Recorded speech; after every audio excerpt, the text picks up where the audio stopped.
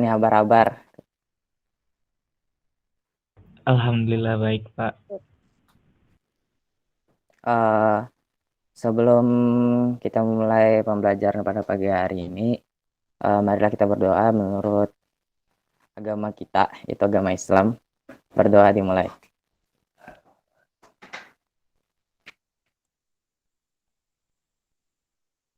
Berdoa selesai. Sebelum Bapak mulai pembelajaran, mungkin Bapak perkenalan diri dulu ya. Kan Bapak guru baru nih di sekolah kalian nih. Jadi Bapak izin memperkenalkan diri dulu. Perkenalkan, nama Bapak Muhammad Indra Raifana R, asal Tanah Bumbu.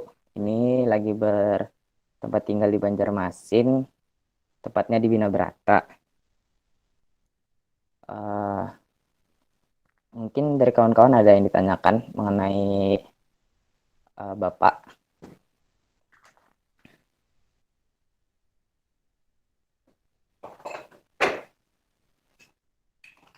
Jika tidak ada, Bapak izin share screen dulu ya. Iya, Pak.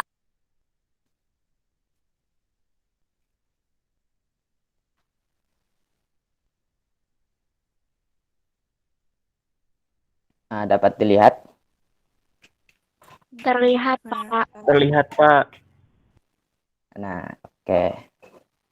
Sebagai makhluk sosial, uh, tentunya kita tidak luput gitu nah dari komunikasi dengan orang-orang lain kayak gitu.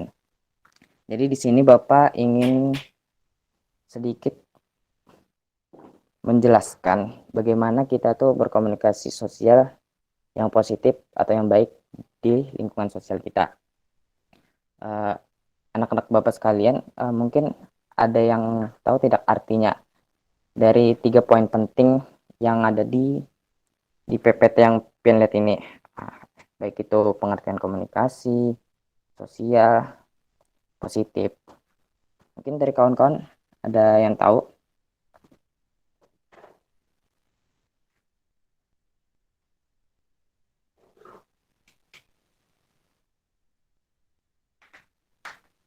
Belum tahu, Pak. Nah, kalau belum tahu, ini Bapak jelaskan sedikit. Komunikasi adalah suatu proses ketika seseorang atau beberapa orang, kelompok, organisasi, dan masyarakat menciptakan dan menggunakan informasi agar terhubung dengan lingkungan dan orang lain. Nah, yang kedua itu pengertian sosial. Sosial adalah segala sesuatu yang lahir dan tumbuh dan berkembang dalam kehidupan bersama.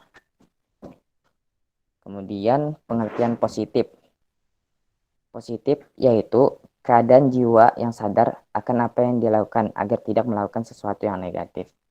Nah, jadi dari 3 pengertian ini dapat disimpulkan bahwa komunikasi sosial yang positif adalah cara kita berkomunikasi dengan orang lain dengan mengedepankan sopan santun, keramahan, bujukan, dan empati agar komunikasi yang kita jalin itu baik, baik itu secara lisan ataupun secara daring. Nah, tentunya ketika kita ingin berkomunikasi yang positif dengan orang lain, ada etika yang dapat kita lakukan agar komunikasi kita itu baik. Di dalam Islam sendiri ada 7 etika komunikasi yang diajarkan dan terdapat di dalam Al-Quran. Yang pertama itu ada perkataan yang baik atau kaulun ma'ruf. Perkataan ini identik dengan kesantunan dan kerendahan hati. Al-Quran mensinyalir bahwa mengucapkan kaulun ma'ruf lebih baik daripada bersedekah yang disertai dengan kedengkian. Nah, penjelasan ini terdapat di Quran Surat Al-Baqarah ayat 263.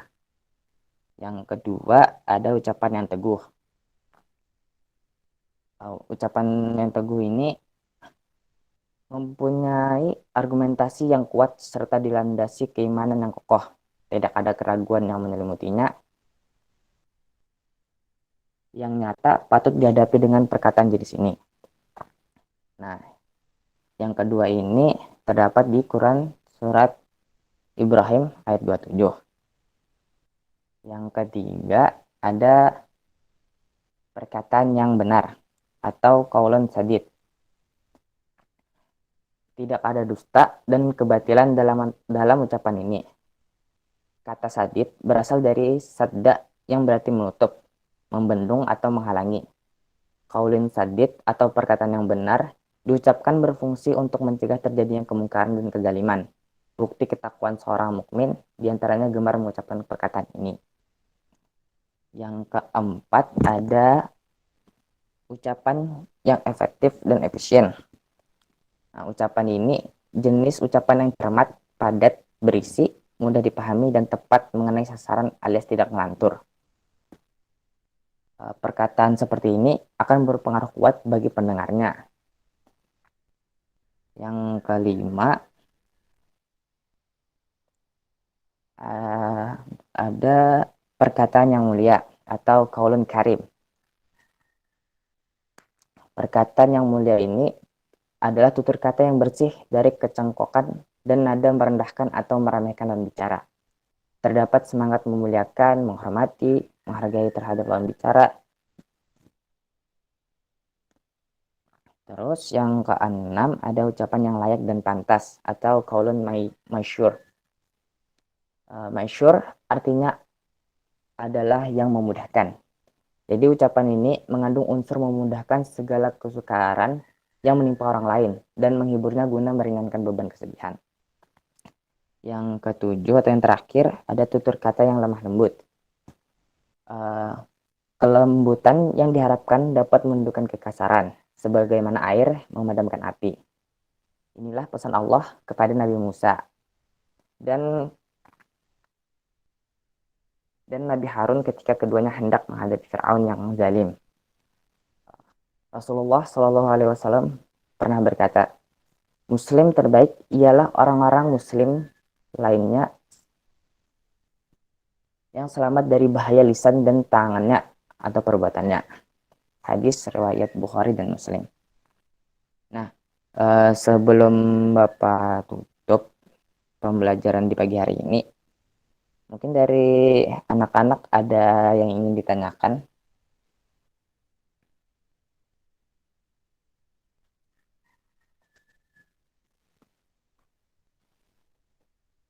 Tidak ada, Pak. Tidak ada, Pak.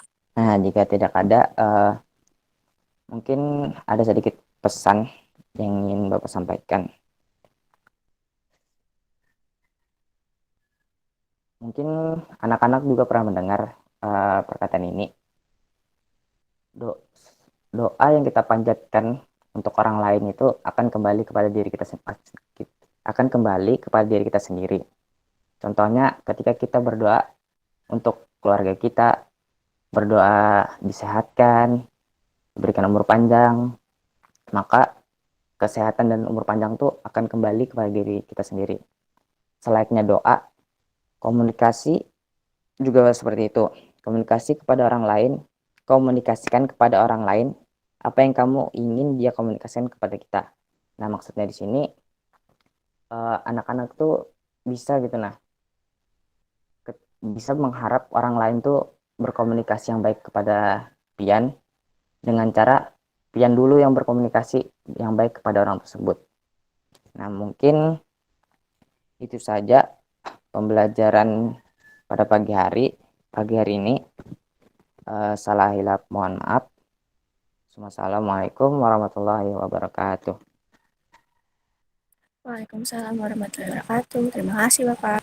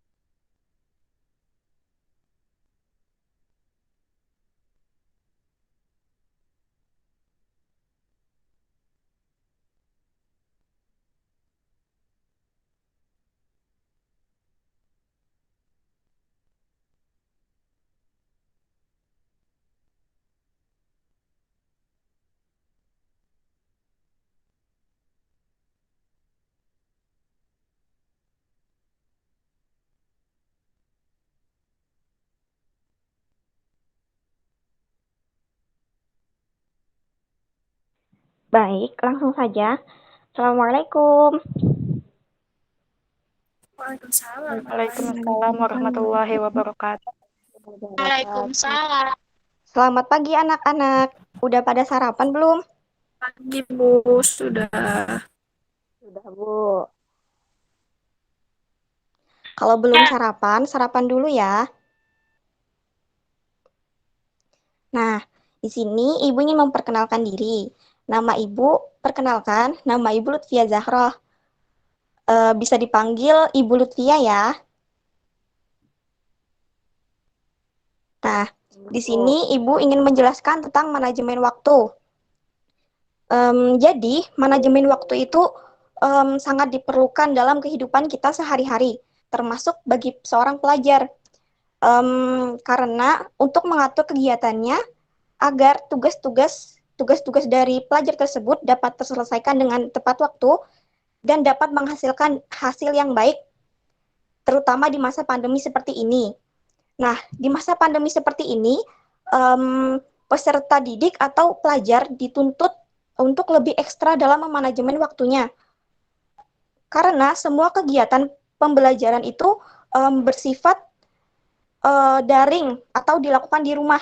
Nah, dengan pembelajaran daring tersebut, itu tanpa sepengetahuan guru atau bisa saja tanpa sepengetahuan orang tuanya, karena bisa saja orang tua dari peserta didik tersebut bisa saja sedang bekerja atau sibuk dan lain-lain. Kemudian dan peserta didik atau pelajar juga harus mempunyai niat dan usaha yang sungguh-sungguh agar dia bisa lebih disiplin dalam menyelesaikan kegiatan dan tugas-tugas yang telah diberikan oleh guru maupun tugas-tugas yang telah diberikan oleh orang tua di rumah. Kemudian pengertian manajemen waktu.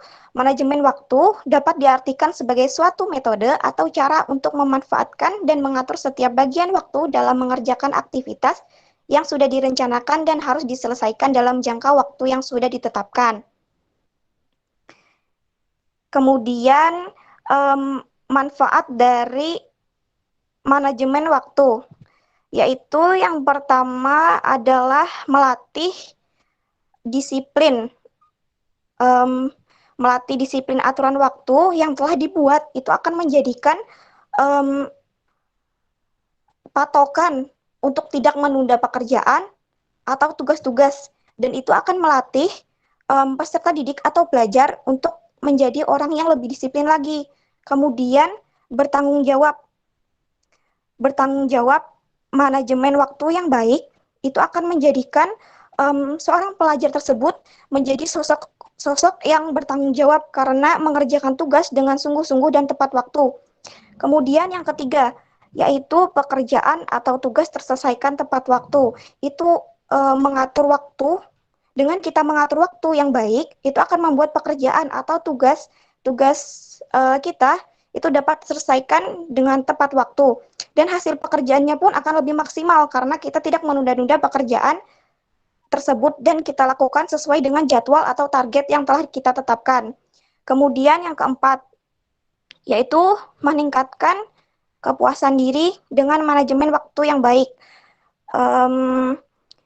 Tugas-tugas yang telah diberikan itu akan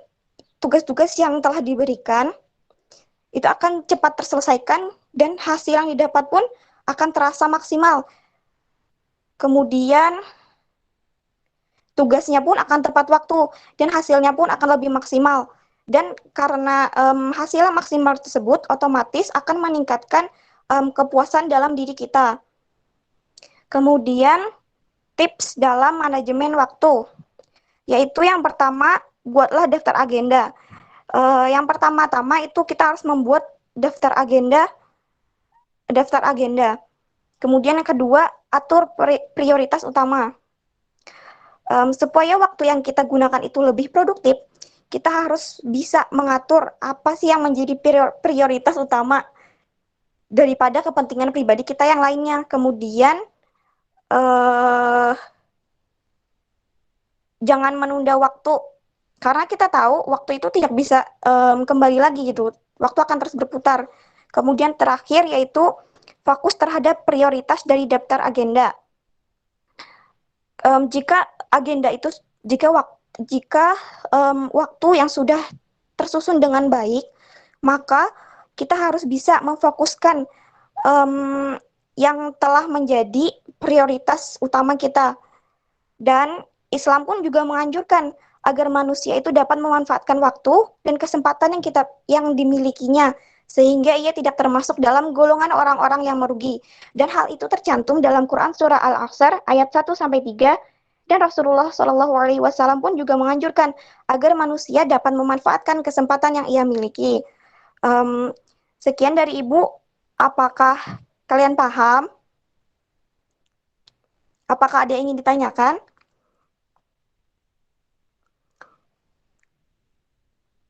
Tidak ada, Ibu.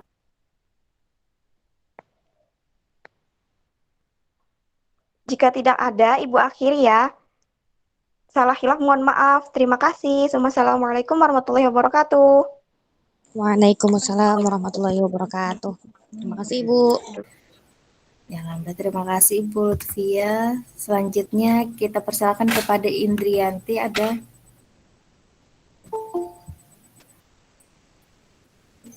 Indrianti. Belum ada, berarti Humairah. Kita persilakan kepada Ibu Humairah. Nah ya, silahkan. Terima kasih, Bu.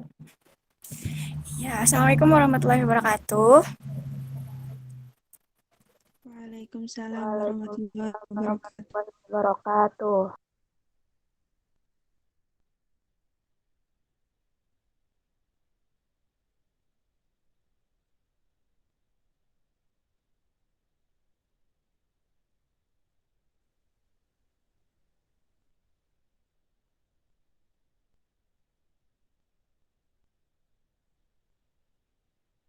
Ibu ingin memberikan sedikit materi mengenai pengelolaan emosi. Jadi, bagaimana nih perasaan kalian pada hari ini? Apakah senang, sedih, atau bagaimana? Agak sedih, Bu. Oh, agak sedih ya. Semoga kesedihannya segera berakhir ya. Semoga bisa happy-happy lagi. Jadi sebelumnya Ibu izin untuk share screen dulu ya.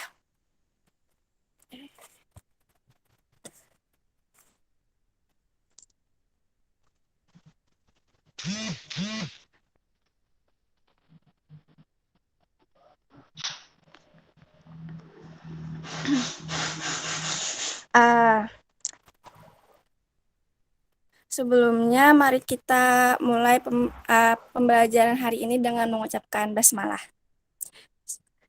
Bismillahirrahmanirrahim.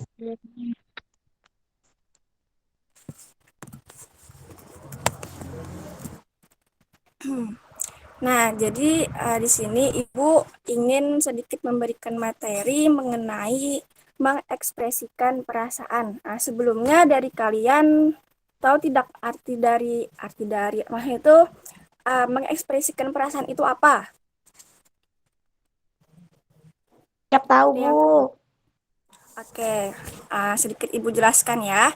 Jadi di sini mengekspresikan itu adalah mengungkapkan, baik itu berupa perasaan atau gagasan atau maksud. Jadi dengan gerakan anggota badan, air muka, kata-kata dan sebagainya. Nah, jadi mengekspresikan itu mengungkapkan apa yang kita rasa dengan gerakan atau dengan ucapan lah secara singkatnya begitu, secara verbal atau non verbal. Kemudian bagaimana cara mengekspresikan perasaannya? Nah, yang pertama itu kita bisa mulai dengan memahami diri kita sendiri. Bagaimana cara memahaminya? Nah, cara memahaminya itu kita berusaha untuk mengenal diri kita sendiri, seperti dengan mengungkapkan perasaan secara jujur. Maksudnya di sini itu misalkan kita merasakan perasaan yang sedih, katakan saja dengan diri kita sendiri bahwa kita itu sedih kayak gitu. Nah, kayak aku nih lagi dalam keadaan tidak baik-baik saja. Bisa saja itu dimulai dengan kita memahami apa yang kita rasa, kemudian kita mengiyakan dengan perasaan yang kita rasakan, kayak keadaan sedih tadi, kita memang mengakui bahwa kita sedang sedih kayak gitu. Nah, kemudian yang kedua, menuliskan apa yang dirasa. Contohnya seperti kita menulis di buku harian biasanya tuh kayak hari ini aku sedang merasa sedih karena ini. Nah, dengan begitu kita sedikit mengurangi mengurangi kecemasan atau mengurangi ketidaknyamanan yang ada di dalam diri kita.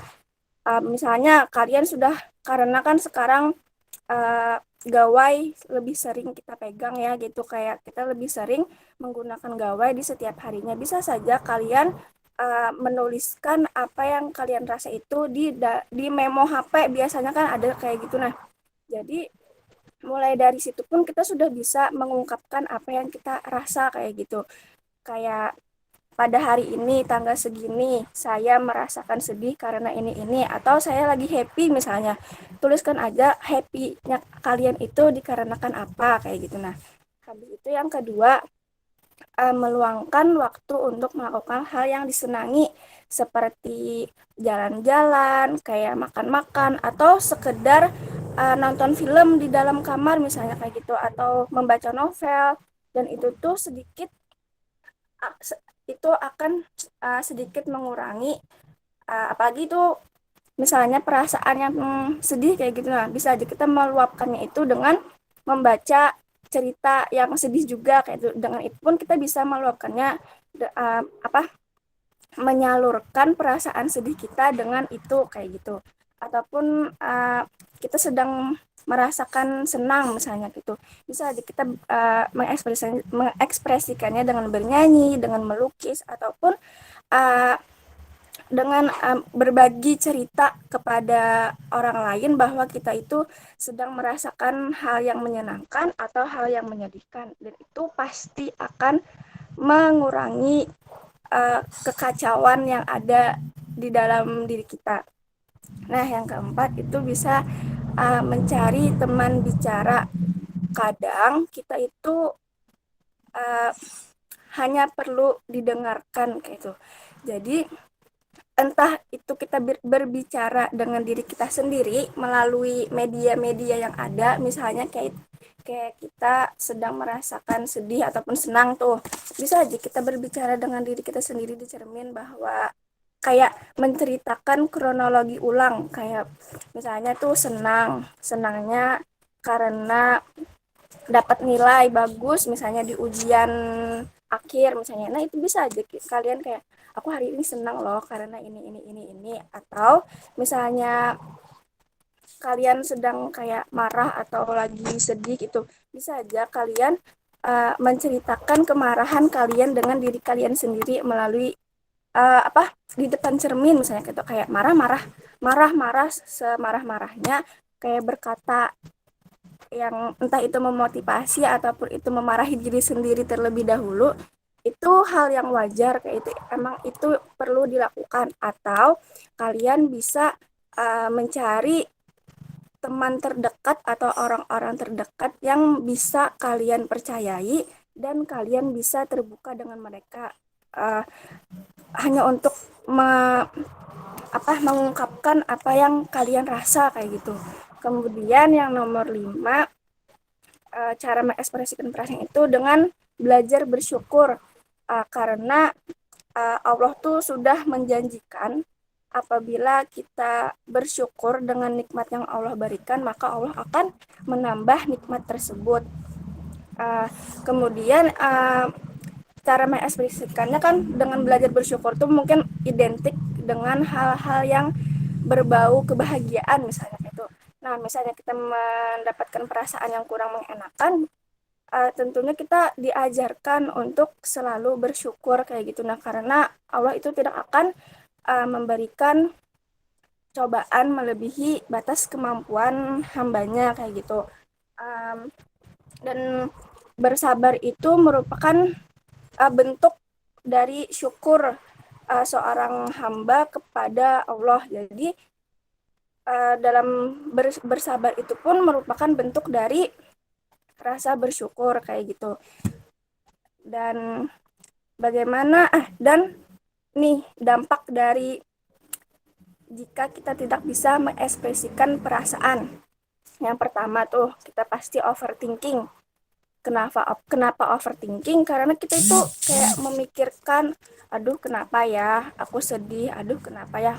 Kalau misalnya hal yang menyenangkan, mungkin kita tidak terlalu memikirkannya karena kita sudah happy dengan apa yang kita dapat kayak gitu. Nah, tapi apabila berhubungan dengan hal-hal yang tidak mengenakan atau hal-hal yang sedih, tentu kan kita memikirkan kenapa ya begini gitu, kok bisa ya kayak gini. Nah, itu tuh akan menimbulkan stres yang berkepanjangan kayak gitu. Nah, karena kita memikirkan hal-hal yang tidak perlu kita pikirkan, kayak itu tuh berlebihan karena yang kita pikirkan tuh belum tentu terjadi kayak gitu. Nah, karena overthinking dan stres tadi, tentunya kan kita pasti jam tidur kita pasti terganggu kayak gitu. Nah, apalagi kan kalau overthinking ini biasanya terjadi pada waktu-waktu ingin tidur kayak gitu. Nah, waktu kita kayak sudah hampir tidur, udah pejam mata, tiba-tiba tiba-tiba nanti kepikiran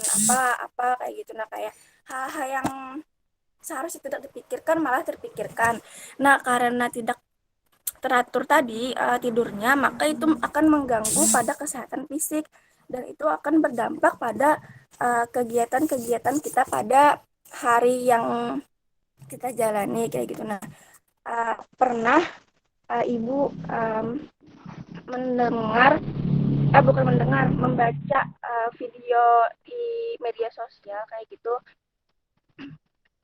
membaca isi video, pokoknya kayak gitulah, bahwa kita itu diajarkan untuk sebelum tidur itu belajar untuk memaafkan orang-orang yang membuat kita kesal kayak gitu. Nah, kayak misalnya tuh pada siang hari tuh kita sempat bertengkar sama teman kita, misalnya di sekolah atau di mana kayak gitu kan.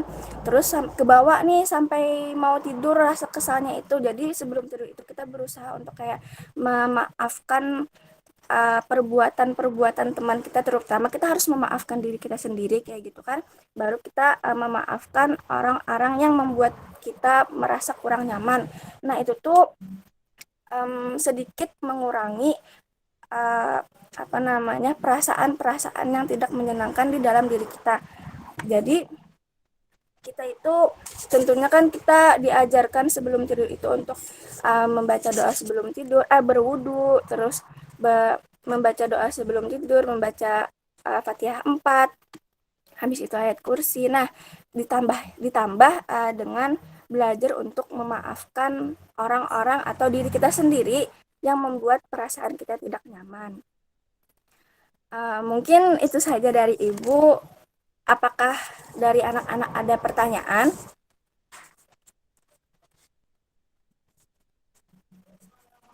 Insya Allah paham, Ibu.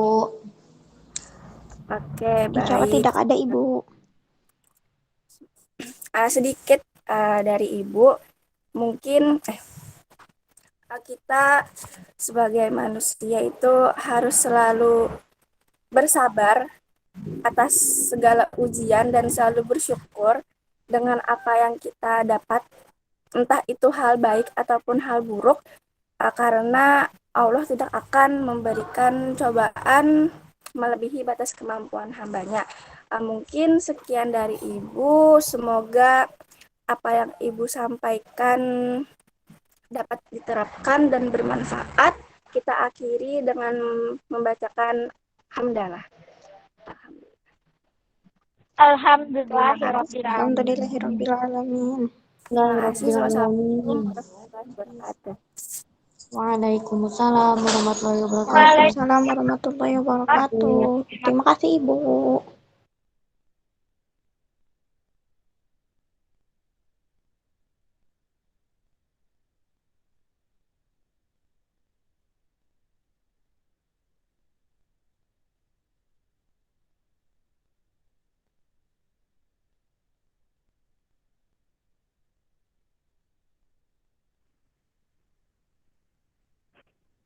Bismillah. Assalamualaikum warahmatullahi wabarakatuh, anak-anak ibu sekalian. Waalaikumsalam warahmatullahi wabarakatuh. Waalaikumsalam warahmatullahi wabarakatuh. Oke. Gimana kabar hari ini? Baik atau kurang baik? Alhamdulillah baik Ibu. Baik, Ibu. Alhamdulillah. Oke, alhamdulillah baiklah. Di sini sebelumnya ada yang pernah kenal ibu lah. Belum, Bu. Ada yang kenal? Baik Ibu. Ibu perkenalan dulu lah. Nama ibu Dina Hadia. Ibu asalnya dari Astambul, Kecamatan Astambul, tapi masuk ke pedesaan Desa Tambak Danau. Jadi ibu mohon maaf karena ibu lagi di desa, jadi ibu jaringannya kurang baik lah. Jadi mohon maaf kalau ada putus-putus atau apa, gangguan apa. Oke, ibu izin share screen dulu lah.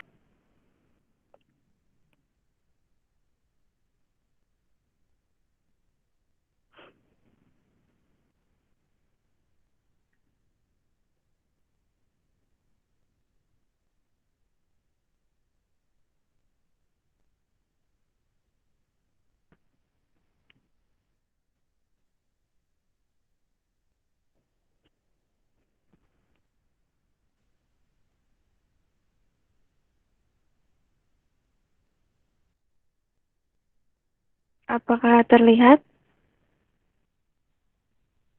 Terlihat, Bu. Terlihat Ibu. Oke.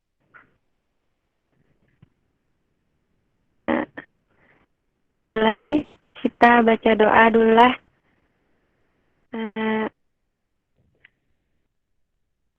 Kalau begitu baca doa dimulai.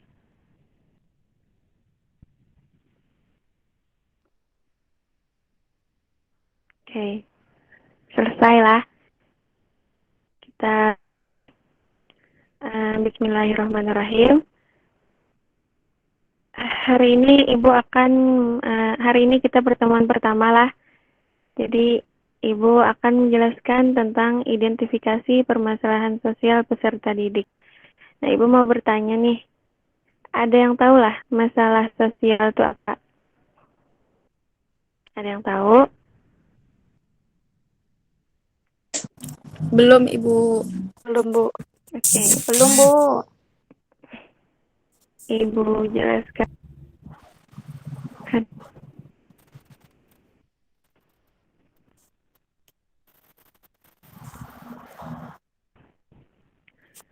Masalah sosial adalah suatu ketidaksesuaian antara unsur-unsur kebudayaan atau masyarakat yang membahayakan kelompok sosial atau menghambat terpenuhinya keinginan pokok anggota kelompok sosial tersebut, sehingga terjadinya kepincangan sosial. Nah, jadi itu masalah sosial itu banyaklah. Dalam perkembangan individu dengan individu yang lain itu, sebagaimana yang kita ketahui lah, tidak berjalan secara mulus atau berjalan dengan baik, tentu ada masalah-masalah di dalamnya. Karena mungkin lancar hubungannya tuh pasti ada aja masalahnya. Nah, entah itu masalahnya ada kesenjangan kah, atau pembentuk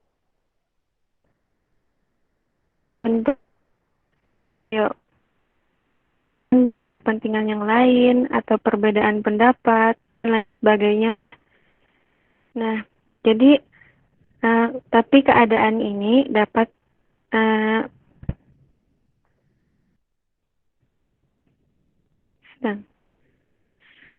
teraktualisasi lewat cara beradaptasi, cara berkomunikasi, dan cara bertingkah laku.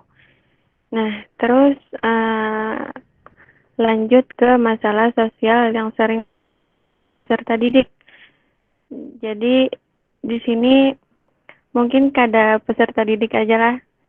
Jadi kayaknya bertaan orang pernah merasa kayak yang pertama, kesulitan dalam persahabatan. Nah, sebagaimana mungkin ini ada yang merasa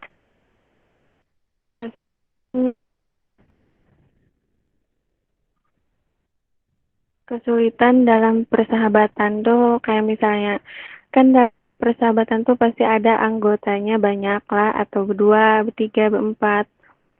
Mungkin di dalam persahabatan tuh ada yang perbedaan pendapat kah atau perselisihan entah masalah apa. Jadi itu termasuk kesulitan yang dihadapi peserta didik. Ya, terus kesulitan mencari teman.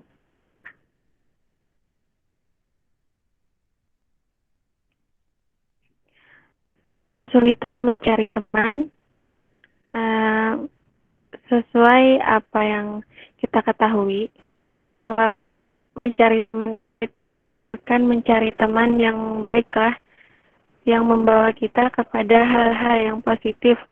Jadi kan pilih dan berteman pasti kalau pilih-pilih itu kan beda lagi.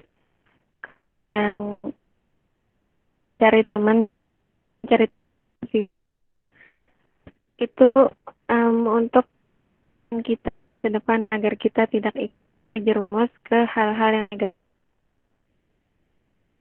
Merasa terasing, merasa asing dalam aktivitas kelompok. Nah, kalau ini tuh mungkin dalam suatu kelompok tuh kan ada banyak orang lah. Jadi, tentu mungkin ada satu yang kayak entah inya tuh kayak kada bisa, kada paham dalam kegiatannya atau pendapatnya tuh kurang dihargai, jadinya tuh kayak merasa terasingkan gitulah di aktivitas kelompok tuh. Terus kalau kesulitan memperoleh penyesuaian dalam kegiatan kelompok ini dalam kegiatan kesulitan memperoleh penyesuaiannya lah. Mungkin di sini tuh kayak berkaitan jalan yang nomor 3 tadi lah, sulit menyesuaikan diri kayak. Jadi dalam kegiatan kelompok tuh kayak kurang aktif kayak itu. Nah, terus yang kelima, kesulitan mewujudkan hubungan harmonis dalam keluarga. Nah, kalau ini keluarga sifat I-nya kah yang kurang baik atau atau dalam keluarganya tuh mama abahnya pisah kah atau mama abahnya rancak pemberontak gitu, sehingga kesulitan mewujudkan hubungan yang harmonis gitu. Terus akhir kesulitan dari baru dan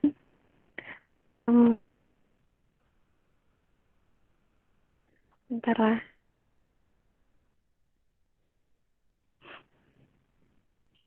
Kalau ini kita menghadapi kesulitan lah, jadi kayak sedikit membingungkan, kayak sulit kayak itu dijelaskan. Cuma kesulitan dalam menghadapi kesulitan sosial, tapi kesulitan sosialnya tuh kesulitan yang baru, jadi kayak sulit menerima kayak itu. Nah, sulit memahami dan sulit menghadapinya tuh kayak apa. Nah, sampai sini apakah tanyakan dulu?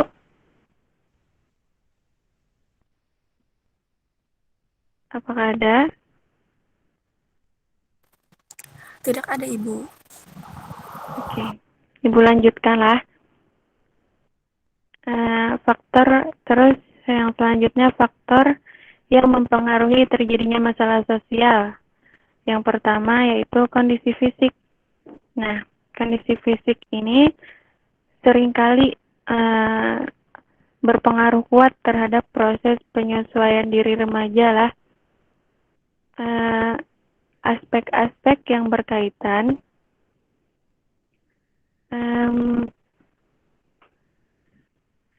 aspek-aspek yang berkaitan dengan kondisi fisik ini mengaruhi penyesuaian diri.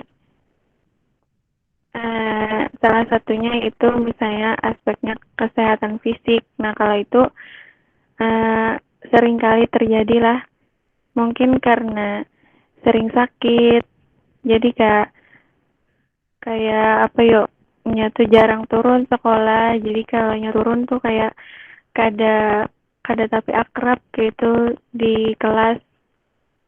Itu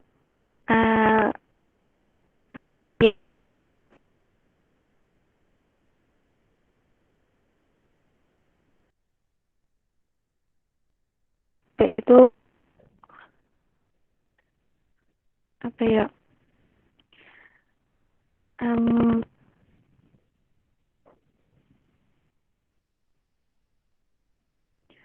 setelah itu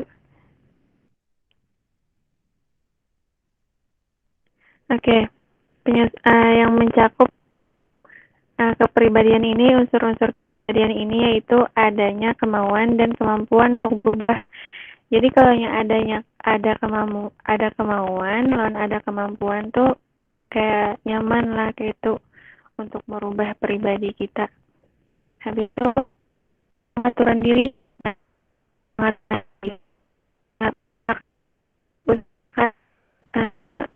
bisa mungkin diri ya, mengatur emosi itu penting, karena kalau ada bisa mengatur emosi, salah walaupun hal kecil pasti jadi besar gitu. Terus realisasi diri, dan yang terakhir inteligensi.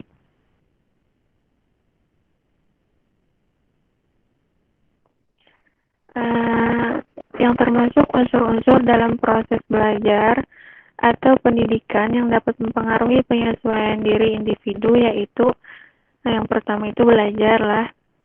Terus yang kedua pengalaman. Nah, kalau banyak pengalaman tuh kan enak lah, bisa membawa diri gitu. Terus latihan dan determinasi diri. Terus yang dari mengenai lingkungan ini, yang berpengaruh terhadap penyesuaian diri sudah tentu meliputi lingkungan keluarga, sekolah, dan masyarakat lah. Nah, kalau lingkungan keluarga, itu merupakan lingkungan yang utama, yang sangat penting, atau bahkan tidak ada yang lebih penting dari itulah dengan penyesuaian individu. Habis itu, lingkungan sekolah juga dapat menjadi kondisi yang memungkinkan berkembangnya atau terhambatnya proses perkembangan penyesuaian diri. Nah, terus lingkungan masyarakat juga menjadi faktor yang dapat berpengaruh terhadap perkembangan penyesuaian diri individu. Nah, terus yang lah, agama serta budaya. Agama berkaitan erat dengan faktor budaya. Nah, memberikan sumbangan nilai keyakinan, praktik-praktik yang memberi makna yang sangat mendalam, tujuan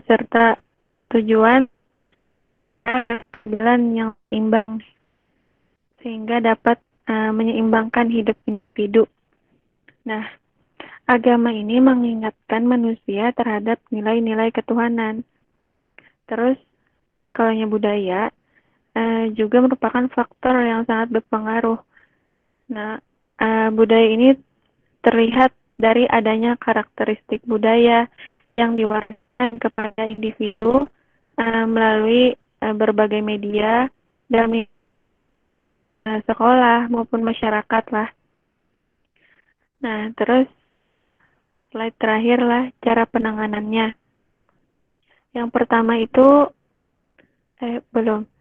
Kalau menurut Praitno lah, penanganan kasus pada umumnya dapat dilihat sebagai keseluruhan perhatian dan tindakan seseorang terhadap kasus yang dialami oleh seseorang yang dihadapkan kepadanya sejak awal sampai dengan akhir perhatian yang dan tindakannya tersebut. Nah, terus yang cara penanganan yang pertama itu pengenalan awal tentang kasus yang dimulai sejak mula kasus itu dihadapkan. Jadi maksudnya itu ini baru pengenalan lah karena awal mula kasus itu baru muncul gitu. Terus yang kedua, pengembangan ide-ide tentang rincian masalah yang terkandung di dalam kasus itu. Nah, terus pengembangan ide-ide atau yang perincian masalah, bagaimana di dalam kasus itu apa aja yang terkandung di dalamnya begitu, agar lebih jelas. Terus yang ketiga, penjelajahan lebih lanjut tentang segala seluk-beluk kasus dan akhirnya lah gitu. Kalau penjelajahan ini kayak lebih mendalami kasus itu, mencari apa masalah, bagaimana caranya supaya terungkap gitu nah kasusnya. Habis itu yang terakhir, mengusahakan upaya-upaya kasus untuk atau memecahkan sumber pokok permasalahan. Nah, kalau yang terakhir ini tentu sudah jelas lah upaya-upaya untuk dapat memecahkan masalah tersebut. Nah, mungkin itu aja materi dari Ibu.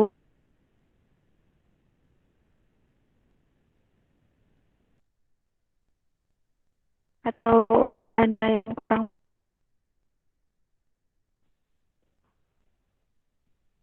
Ada?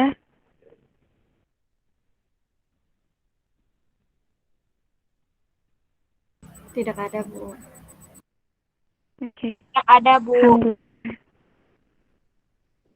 Alhamdulillah lah, mungkin itu tadi dari materi kita pada hari ini. Mungkin untuk mengakhiri kita baca Alhamdulillahirrabbilalamin. Alhamdulillahirrahmanirrahim. Oke.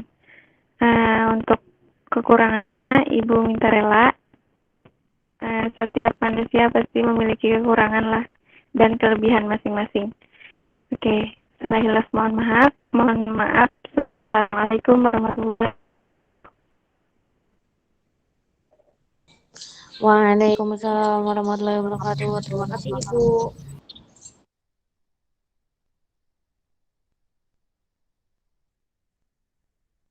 Ya, silakan Indrianti. Ya, Assalamualaikum warahmatullahi wabarakatuh. Selamat pagi semuanya.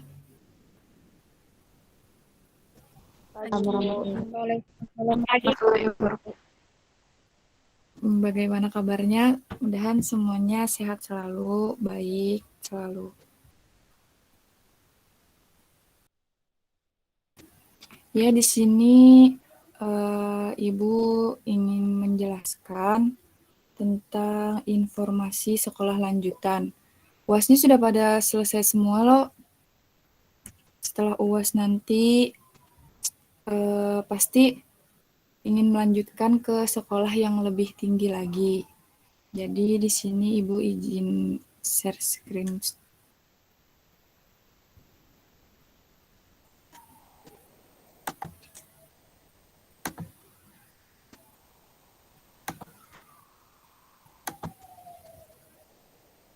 Sebelumnya ada yang tahu lah pengertian dari sekolah lanjutan?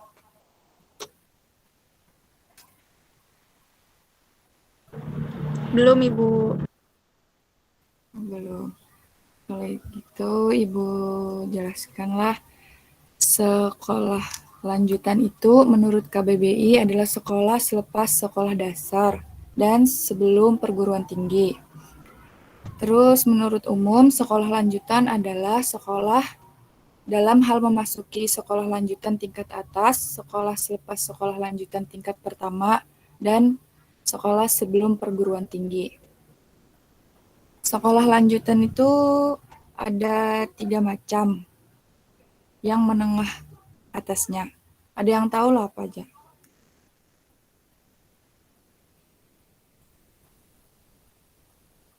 Kada tahu Ibu.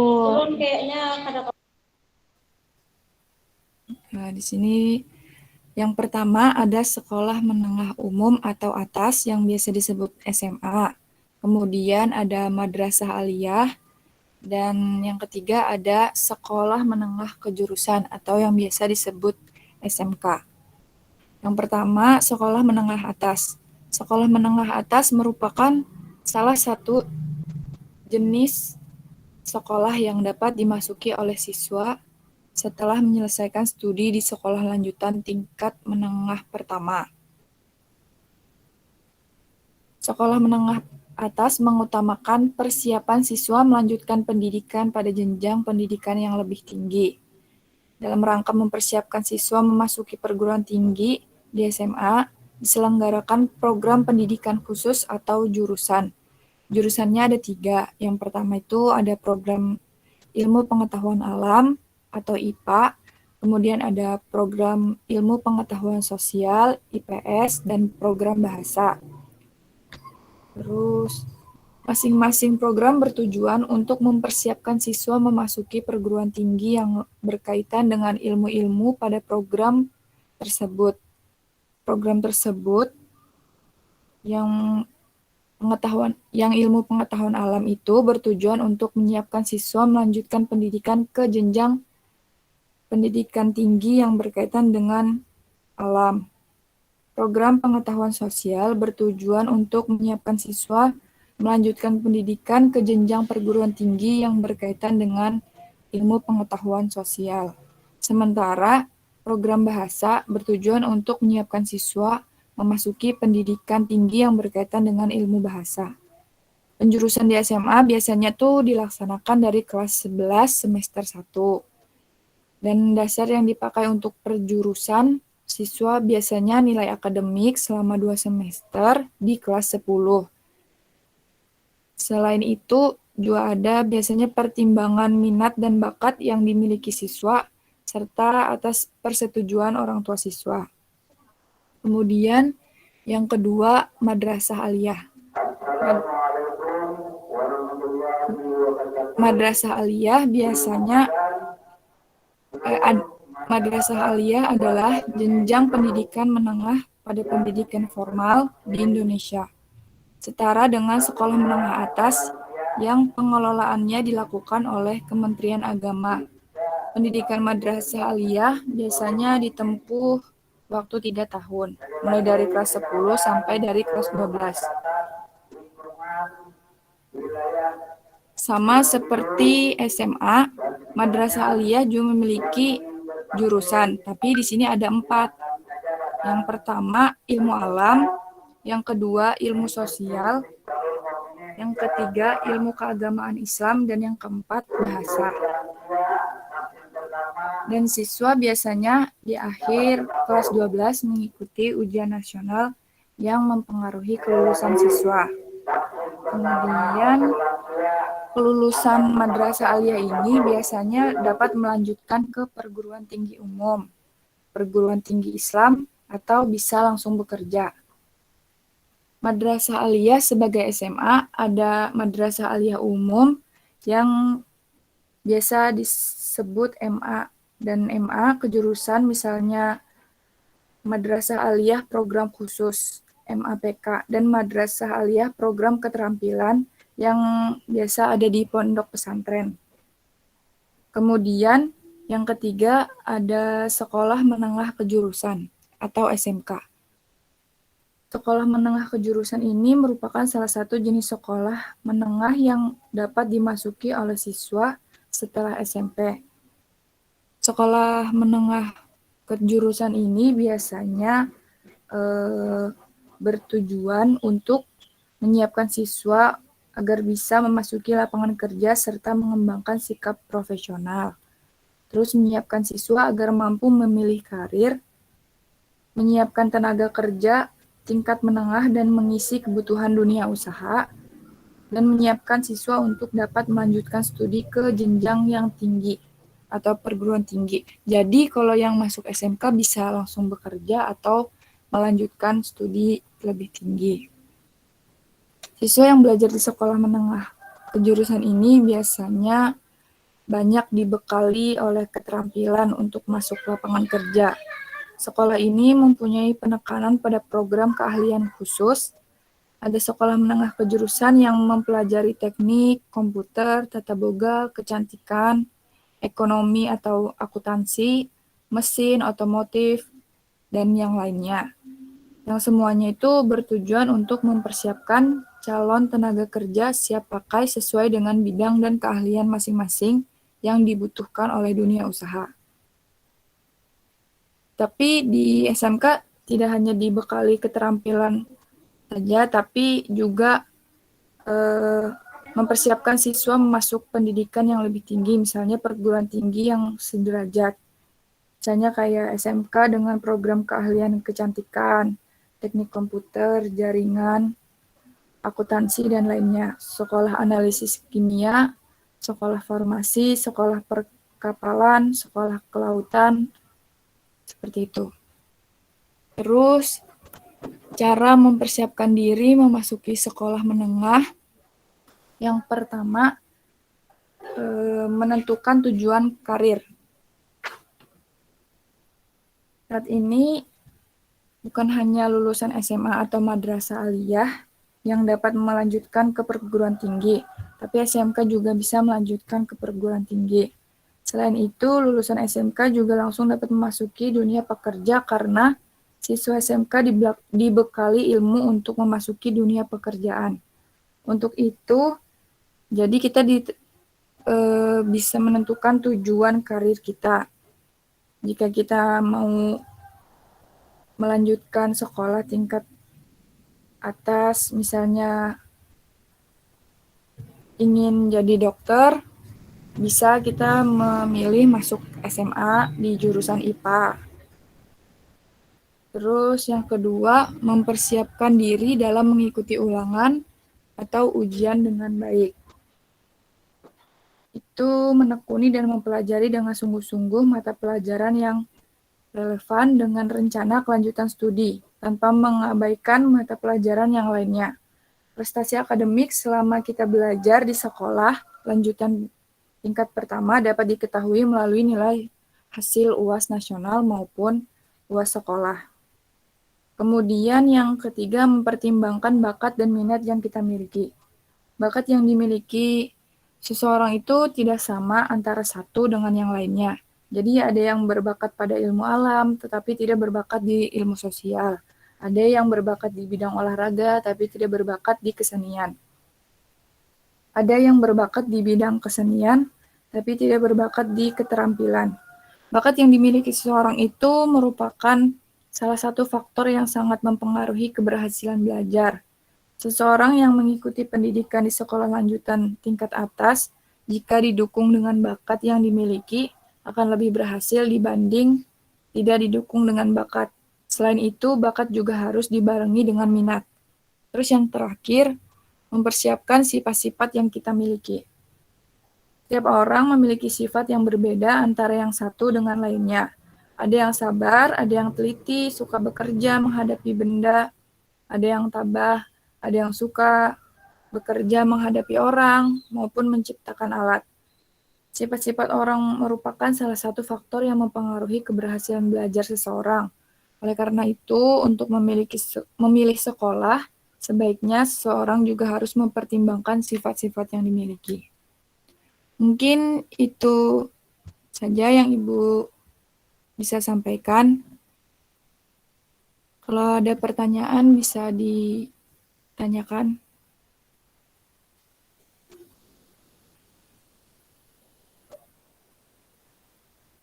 Apakah ada pertanyaan?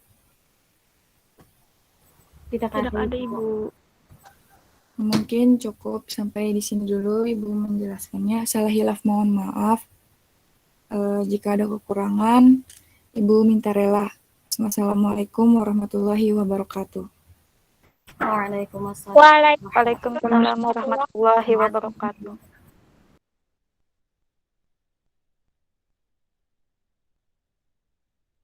Ya, selanjutnya dipersilakan Ibu Aminah. Bismillahirrahmanirrahim. Assalamualaikum warahmatullahi wabarakatuh. Waalaikumsalam warahmatullahi wabarakatuh. Ya, alhamdulillah kita kembali lagi bertemu dalam materi pembelajaran bimbingan dan konseling. Nah, pada pertemuan kali ini kita akan membahas tema. Ada yang tahu tema Ibu hari ini apa? Ya, jadi tema kita hari ini mengenai etika pergaulan dalam remaja. Nah, kemudian sebelum kita memulai pembelajaran kali ini, mari kita bersama-sama membacakan basmalah. Bismillahirrahmanirrahim. Ya, alhamdulillah. Sebelum mulai kita absen dulu lah. Norisa Parahdina hadir. Hadir Ibu. Wahida Sabila Rahma hadir. Iya, hadir semualah.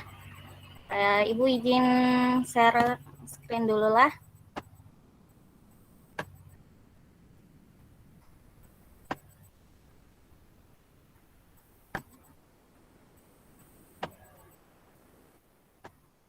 Terlihat lah. Terlihat, Bu. Ya, alhamdulillah. Nah, sebelum kita memulai pembelajaran kali ini, mari kita bahas dulu tujuan dari pembelajaran kita pada pertemuan kita ini. Nah, yang pertama adalah harapan Ibu kalian mampu memahami pengertian dari etika pergaulan pada remaja. Kemudian kalian mampu memahami wujud cara bagaimana cara bergaul yang baik antara sama remaja, orang yang lebih tua, dan orang yang lebih muda. Nah, itu tadi tujuan pembelajaran kita pada hari ini. Nah, sebagaimana yang telah tertuang dalam firman Allah yang terdapat dalam surah Al-Isra ayat 32 yang memiliki arti, dan janganlah kamu mendekati zina. Zina itu sungguh suatu perbuatan yang keji dan suatu jalan yang buruk.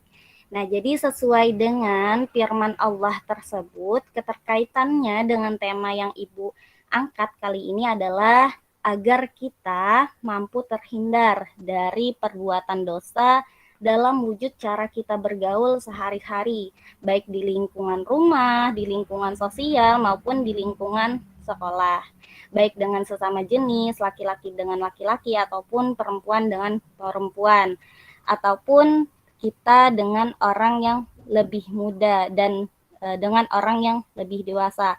Itu juga harus kita jaga bagaimana cara kita bergaul agar kita terhindar dari dosa. Salah satunya yaitu zina tadi, agar kita terhindar dari perbuatan zina. Na'udzubillahi min zalik. Nah, kemudian pada pembahasan selanjutnya kita akan membahas inti dari materi pembelajaran kita kali ini. Yang pertama, materi inti kali ini kita akan memahami pengertian dari etika pergaulan remaja. Ada yang tahu pengertian etika pergaulan remaja?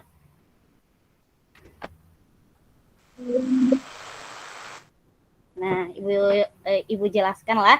Jadi, etika pergaulan remaja itu bermakna tentang batasan-batasan bagi remaja dalam bergaul sesuai dengan nilai dan norma yang berlaku di masyarakat.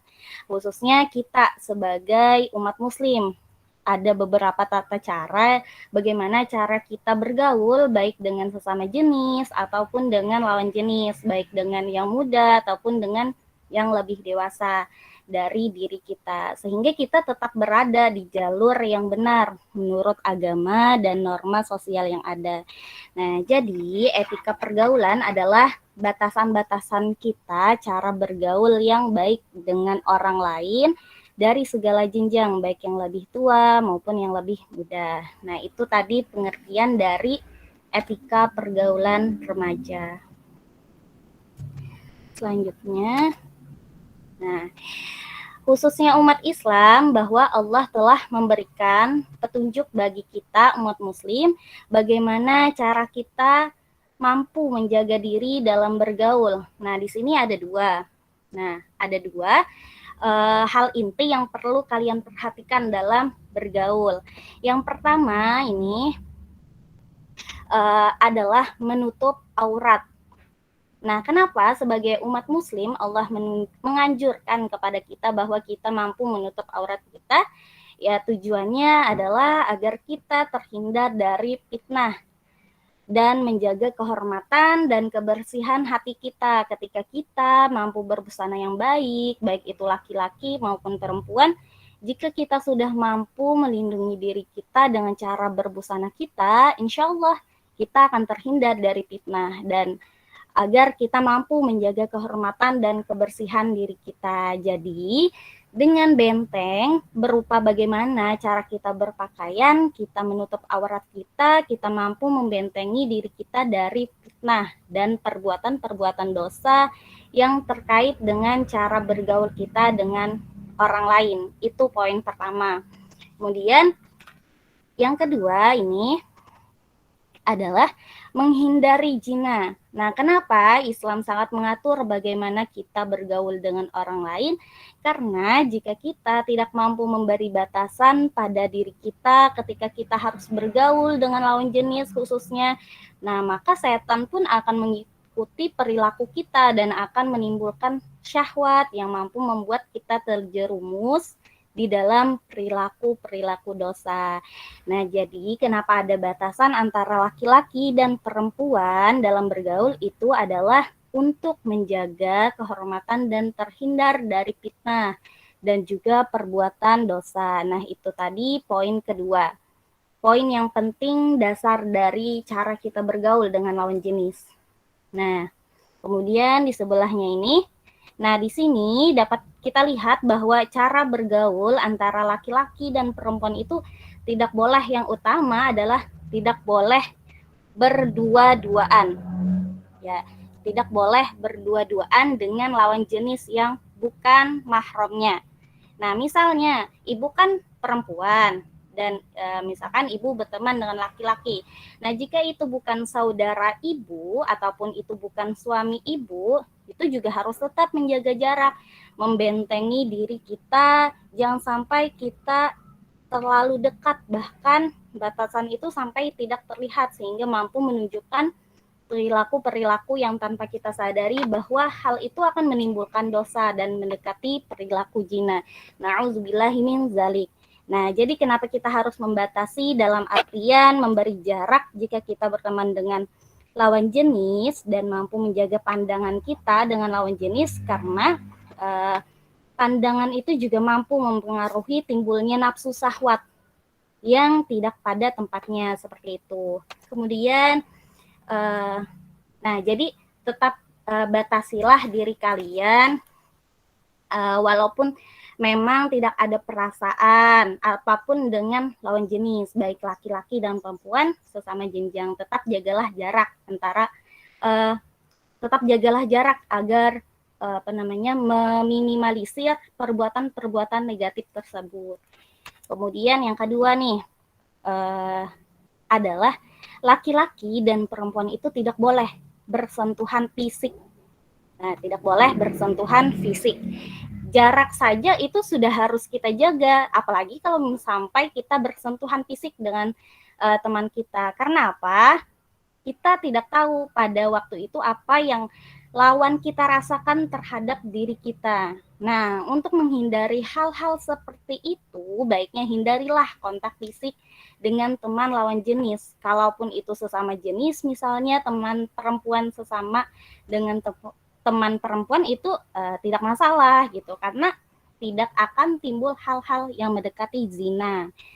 atau timbul nafsu syahwat yang tidak sesuai dengan porsinya, seperti itu. Jadi, jika kalian berada pada lingkungan ada lawan jenis kalian, baik laki-laki dan di situ ada perempuan, atau perempuan di situ ada laki-laki, tetaplah yang utama jaga jarak dan hindari kontak fisik. Nah, itu tadi hal yang utama harus kalian perhatikan untuk menjaga diri agar kalian terhindar dari fitnah ataupun mendekati perbuatan-perbuatan zina. Selanjutnya kita akan membahas bagaimana tata cara bergaul yang baik itu dengan sesama jenis, dengan orang yang lebih muda dari kita maupun orang yang lebih dewasa dari kita. Nah, poin pertama adalah ucapkan salam. Karena dengan mengawali suatu perbuatan dengan salam itu sudah mampu menimbulkan lingkungan atau situasi yang lebih hormat antara satu dengan yang lainnya. Jadi ucapkanlah salam terlebih dahulu seperti itu. Kemudian yang kedua, mintalah izin. Dalam hal ini dimaksud dengan meminta izin adalah ketika kita bicara. Contohnya dalam lingkungan kita bicara dengan orang yang lebih tua. Nah, apakah beliau yang kita ajak bicara itu sudah menghendaki bahwa kita ingin meminta waktu beliau untuk bicara? Jadi meminta izin itu adalah poin penting.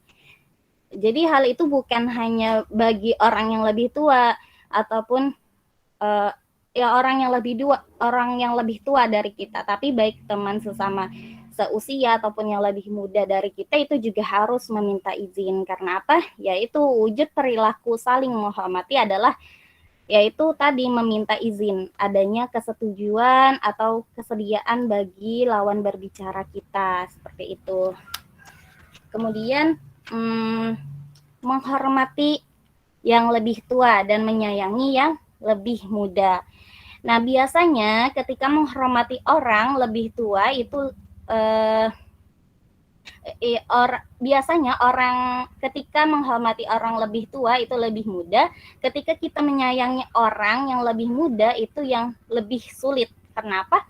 Kita menganggap bahwa orang lebih muda itulah yang wajib menghormati diri kita, padahal itu tidak benar. Nah, jika kalian ingin menimbulkan suasana yang baik dalam pergaulan kalian, wujud sikap sopan santun dan menghormati itu tidak pandang bulu gitu, baik yang lebih muda ataupun yang lebih tua gitu. Karena usia kita juga harus menyayangi orang yang lebih muda karena usia mereka lebih muda dari kita, tapi tetap mengacu pada batasan-batasan itu tadi antara sesama jenis ataupun itu lawan jenis. Harus ada batasan gitu, seperti itu. Kemudian selanjutnya bersikap santun dan tidak sombong. Terkadang secara tidak sadar kita itu memunculkan perilaku sombong karena beberapa faktor, entah itu kita lebih dari teman-teman atau saudara-saudara ataupun lingkungan sosial yang kita anggap bahwa kita lebih tinggi stratanya dari mereka gitu. Nah, hal yang seperti itu ini yang baiknya kita hilangkan. Karena dengan bersosial yang baik, dengan bergaul yang baik secara agama dan sosial itu tidak membenarkan munculnya perilaku sombong ataupun angkuh. Jadi kalian harus mampu mengantisipasi ataupun memanajemen emosi kalian agar kalian itu tetap mampu bergaul dengan baik, dengan rendah hati tanpa harus menunjukkan perilaku sombong. Nah, itu. Kemudian selanjutnya berbicara sopan santun. Itu juga harus berlaku pada baik orang tua maupun teman-teman kita yang lebih muda dari kita. Bukan berarti dia lebih muda kita bisa berbicara kasar atau berbicara yang tidak sopan kepada mereka gitu. Tidak, bukan seperti itu. Nah, kalian harus tetap menjaga adab berbicara kalian ketika kalian bergaul dengan teman-teman di bawah kalian secara usia ataupun saudara-saudara kalian yang tidak sesuai, yang tidak seusia, ataupun usianya lebih muda dari kalian gitu. Nah, selanjutnya tidak boleh saling menghina dan membenci. Karena apa? Menghina dan membenci itu akan menimbulkan perilaku bully ke orang lain dan itu sangat dibenci. Itu bukan wujud dari cara bergaul yang baik. Jadi hindarilah perilaku menghina dan saling membenci itu tadi. Kemudian yang terakhir, mengajak berbuat kebaikan. Jadi tetaplah di dalam lingkungan pergaulan kalian. Tetaplah kalian menjadi pribadi yang mampu mengajak hal-hal yang bermuatan positif. Jadikanlah pribadi diri kalian itu sebagai contoh inti bahwa kalian mampu mengajak teman-teman bergaul kalian, saudara-saudara kalian ataupun orang yang lebih dewasa dari kalian, bahwa kamu mampu membawa dampak yang baik ketika kamu berteman dengan mereka. Jadi selalu wujudkan atau tampakkan perilaku-perilaku yang mampu membawa kalian ke hal yang baik, apalagi hal-hal yang diridhoi oleh Allah Subhanahu wa taala. Nah, oke. Nah, itu tadi beberapa hal, beberapa macam hal yang bisa kalian lakukan dalam kalian bergaul secara keluarga, sosial, ataupun di sekolah dengan baik dan benar antar sesama teman-teman yang lebih muda atau dengan orang yang lebih dewasa dari kalian. Ini itu saja. Sampai sini, apakah ada pertanyaan?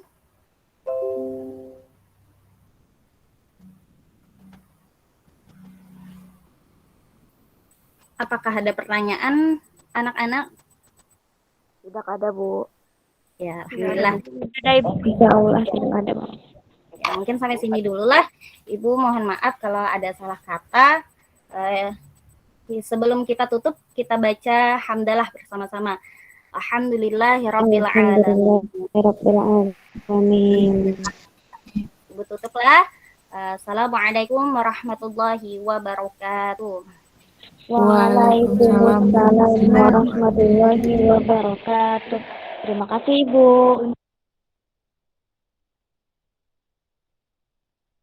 Ya, alhamdulillah. Terima kasih Aminah. Selanjutnya Afifah Fitria. Gitu. Assalamualaikum warahmatullahi wabarakatuh semua. Waalaikumsalam warahmatullahi wabarakatuh. Gimana kabarnya hari ini? Baik aja lah. Baik, Bu. Alhamdulillah baik, Bu. Alhamdulillah baik, Bu. Jadi pada kesempatan kali ini Ibu akan memberikan materi bimbingan mengenai implementasi iman dan takwa di era globalisasi. Sebelum kita masuk ke dalam materi, alangkah baiknya kita bersama-sama mengucapkan basmalah. Bismillahirrahmanirrahim. Oke, Ibu izin share screen.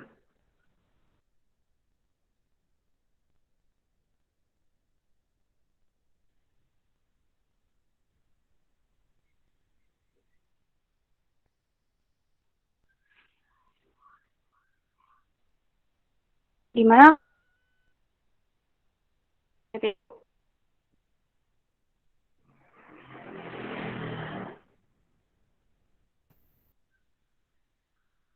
Kelihatan? Kelihatan nggak PPT, Bu? Sudah terlihat, Bu. Nah, karena materi kita hari ini implementasi iman takwa di era globalisasi, tentunya berkaitan dengan realitas di kalangan remaja. Nah, dari kalian sendiri nih, para kalangan remaja, ada yang bisa sebutkan lah bagaimana realitas di kalangan remaja saat ini di Indonesia? Ada yang bisa sebutkan? Ada yang bisa menyampaikan?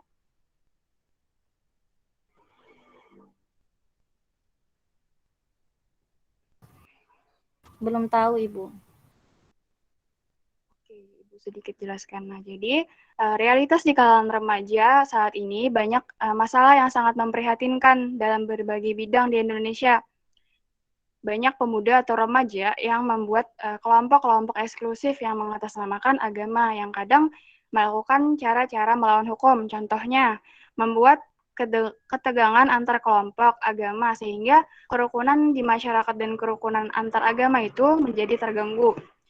Ada juga dalam bidang sosial, muncul berbagai karakter remaja yang negatif, seperti yang pertama, karakter remaja yang berjiwa feodal, artinya dia hanya bergantung dan menurut apa kata pimpinan dengan prinsip asal dia aman. Contohnya, seorang pembantu rumah tangga yang hanya diam ketika mendapat pelecehan seksual dari majikannya hanya karena takut dipecat. Kemudian yang kedua, karakter remaja negatif yang artistik yang eksotik. Artinya, pengembangan nilai-nilai budaya itu lebih mengarah pada budaya westernisasi bangsa barat. Contohnya, seperti kasus video tidak senonoh para artis yang pernah menggemparkan masyarakat Indonesia. Kemudian, pelanggaran norma-norma. Contohnya itu seperti penyalahgunaan narkoba, obat-obat terlarang, kasus kriminalitas, dan lain sebagainya. Yang keempat, mengutamakan hasil daripada proses. Nah, mengutamakan hasil daripada proses artinya tidak peduli halal ataupun haram. Banyak sekali lah remaja Indonesia saat ini, dia tidak memperdulikan bagaimana cara dia memperoleh sesuatu itu dengan entah itu halal atau haram, dia tidak peduli. Asal mereka mendapatkan apa yang mereka inginkan. Contohnya itu kayak kasus korupsi. Kemudian yang kelima, budaya barat berteknik timur. Ini berkembang dalam diri pemuda. Nah, mereka cenderung mengikuti arus globalisasi tanpa adanya pemikiran yang maju. Akhirnya yang mereka dapatkan itu etika budaya barat tetapi tetap berteknik timur. Contohnya itu seperti mayoritas pemuda atau remaja putri saat ini tuh banyak sekali memakai pakaian yang mini dan bergaya hidup hedonis, tapi tidak mampu menemukan temuan baru yang bermanfaat. Yang terakhir, dalam bidang ekonomi, adopsi sistem kapitalisme itu banyak melahirkan koruptor-koruptor kelas kakap yang dianggap dirinya itu sebagai pusat kepemimpinan. Nah, dari beberapa karakter remaja negatif tadi, tentunya ada penyebabnya. Nah, yaitu penyebabnya itu problem hal ekonomi, problem bidang moral, problem bidang agama, problem bidang keilmuan, dan pengaruh modernisasi dalam kehidupan sehari-hari. Nah, dari situlah muncul pemikiran untuk merevolusi dan mereorientasi karakter dan pandangan hidup pemuda untuk remaja atau remaja.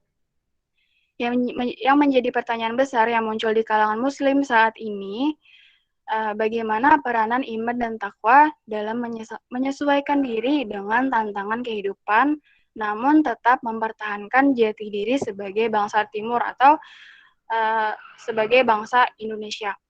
Nah, jadi di slide ini Ibu akan menjelaskan pengaruh iman dan takwa dalam mengontrol kehidupan manusia, terutama dalam menghadapi arus globalisasi yang dapat diimplementasikan antara lain. Yang pertama, iman dan takwa melenyapkan kepercayaan benda. Maksudnya di sini adalah orang yang beriman itu hanya percaya kepada Allah. Jika Allah hendak memberikan pertolongan, maka tidak ada satu kekuatan yang dapat menghalanginya. Sebaliknya, jika Allah hendak menimpa bencana, maka tidak ada satu kekuatan pun yang dapat mencegahnya. Nah, implementasi iman dan takwa melenyapkan kepercayaan benda inilah yang dapat menghilangkan sifat mendewakan manusia yang sedang berkuasa. Yang seperti Ibu sebutkan tadi, dari karakter remaja negatif yang berjiwa feodal, yang hanya bergantung dan menurut apa kata pemimpin dan dengan prinsip asal dia aman. Kemudian yang kedua, implementasi iman dan takwa menanamkan semangat berani membela yang benar.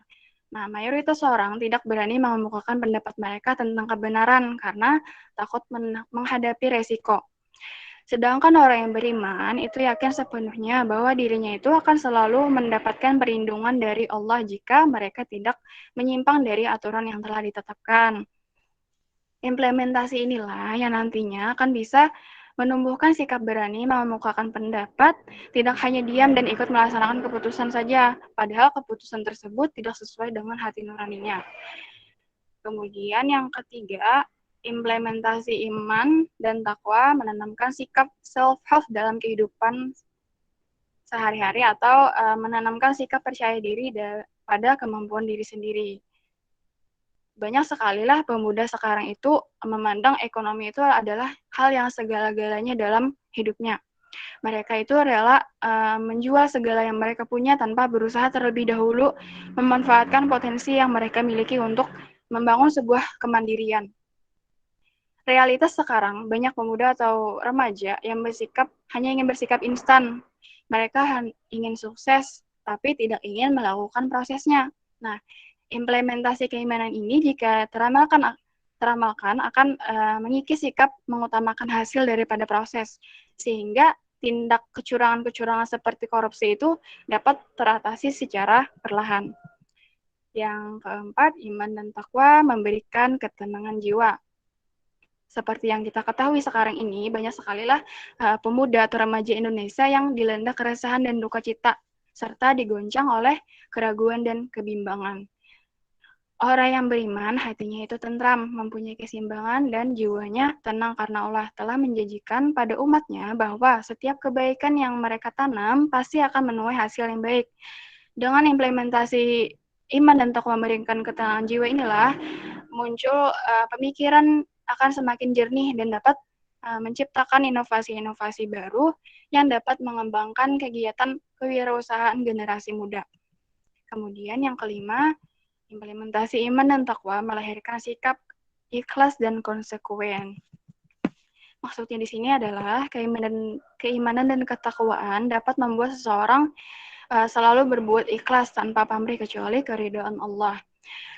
Orang yang mendengarkan kata hatinya akan melaksanakan berdasarkan moral dan bertanggung jawab terhadap konsekuensi yang harus diterimanya. Hal inilah yang nantinya akan mendorong sikap saling bekerja sama antar umat agama, sehingga dalam menghadapi arus globalisasi tercipta keseimbangan sosial ekonomi masyarakat, dan arus globalisasi akan membawa manfaat perkembangan ilmu, pengetahuan, dan teknologi yang merata pada setiap individu. Yang terakhir, iman dan takwa memberikan keberuntungan. Maksudnya di sini adalah orang yang beriman selalu berjalan pada arah yang benar karena Allah membimbing dan mengarahkan pada tujuan hidup yang hakiki. Dengan demikian, orang yang beriman adalah orang yang beruntung dalam hidupnya. Nah, implementasi iman dan takwa memberikan keberuntungan inilah yang akan menanamkan sikap optimis pemuda dalam menghadapi suatu arus globalisasi. Mereka akan yakin dengan berbakalnya iman dan takwa dan mengembangkan potensi untuk membangun life skill, memperluas wawasan, dan menumbuhkan identitas rasional yang mereka miliki. Mereka tidak akan tertinggal dengan kemajuan zaman.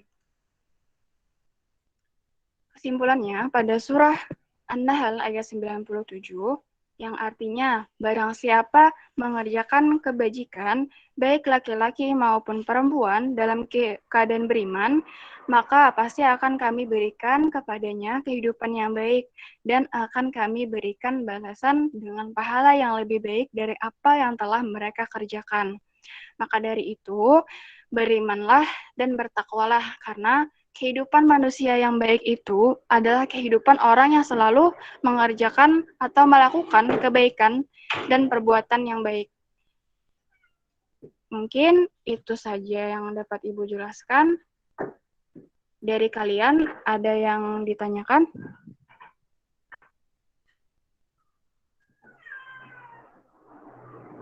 Bagaimana, ada pertanyaan? Tidak ada, Ibu. Insya Allah paham aja, Ibu.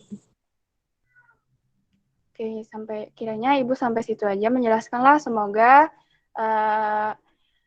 apa yang kita pelajari hari ini dapat diterapkan dalam kehidupan sehari-hari dan mendapatkan dan menjadi berkah.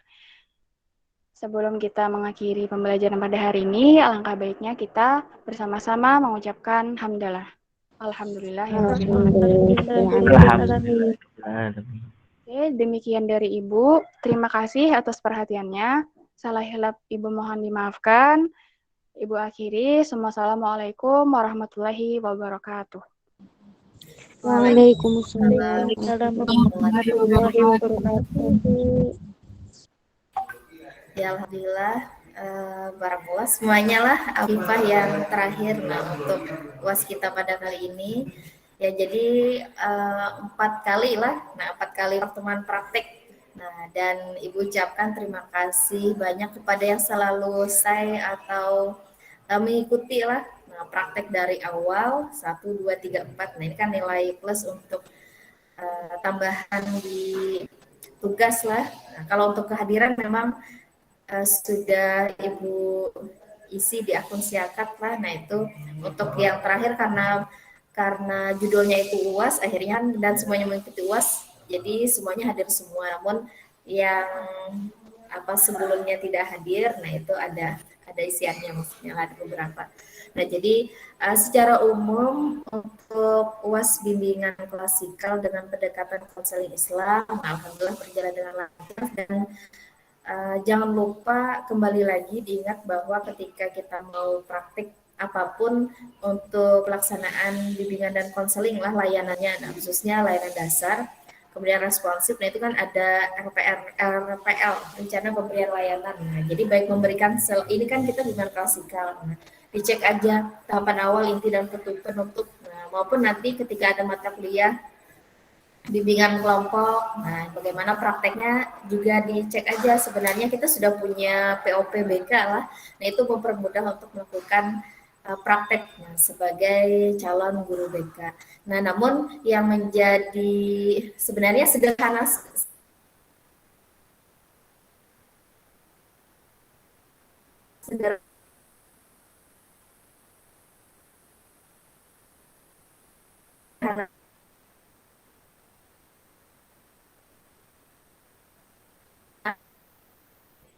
kehilangan koneksi. Nah, alhamdulillah sudah ada koneksinya. Ya. Nah, jadi sebenarnya sepele tadilah menyebutnya konseling atau memberikan pembelajaran. Nah, ini nanti padahal kita tujuannya ketika kita praktek itu kan sebenarnya kesalahpahaman di dalam BK itu hilang. Nah, kita memberikan layanan. Nah, ini harus diingat.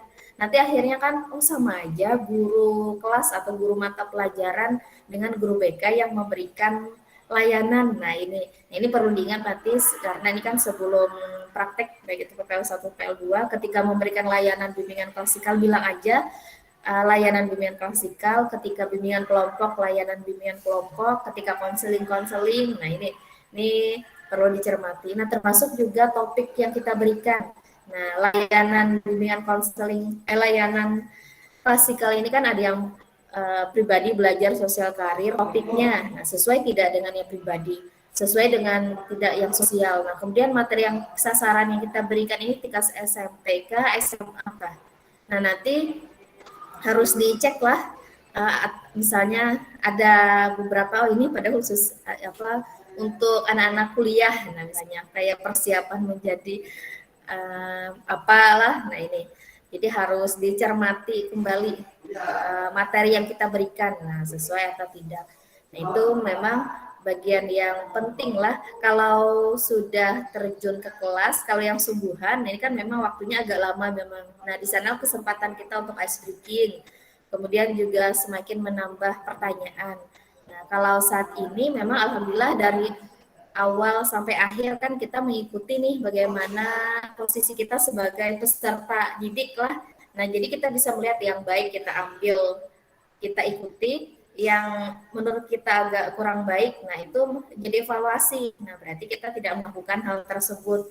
Nah, dan kesempatan kali ini kan memang pendekatan BKI. Nah, jadi memang nilai plusnya, ciri khasnya, yaitu ya ada nilai-nilai Islam. Nah, dan dari sini memang sebenarnya kalau secara umum banyaklah, apalagi acara untuk bimbingan klasikal ini, acara yang terdekat ini Sabtu ini kan ada acara Apkin Council lah. Nah itu ada mengangkat tentang topik bimbingan klasikal. Nah yang mau menulis itu kan inilah makalah proceeding. Nah ini.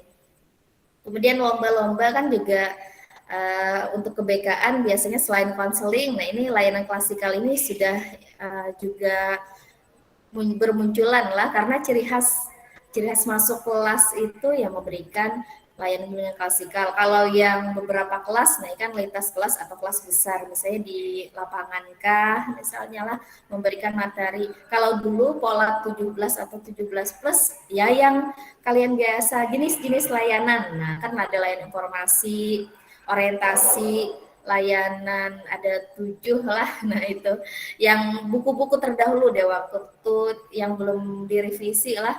Nah kalau sekarang itu makanya kalau skripsi terdahulu penelitiannya kalau masih menggunakan pola 17 atau 17 plus ya itulah orientasi dan informasi dan orientasi biasanya yang digunakan.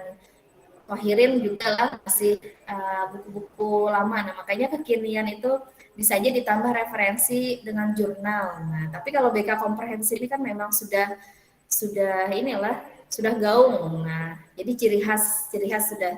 Jadi kalau kalian sudah lulus, nah ini harapannya memang BK komprehensif itu betul-betul dipelajari kembali, nah, dikuasai, dipahami, dikuasai. Nah, karena memang penting untuk masa depan. Ya alhamdulillah terakhir, nah Ibu mohon maaf kalau ada kesalahan dari awal sampai akhir dalam perkuliahan mata kuliah BKI ini lah. Jadi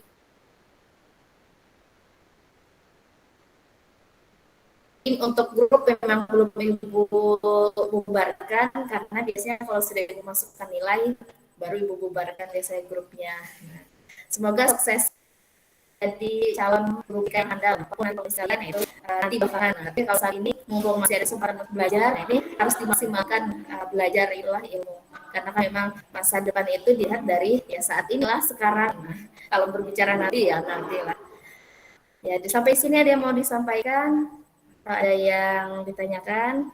Ya kalau tidak ada, marilah kita akhiri bersama-sama dengan membacakan hamdalah. Alhamdulillah. Amin. Selalu. Assalamualaikum warahmatullahi wabarakatuh. Waalaikumsalam warahmatullahi wabarakatuh. Izin keluar Ibu.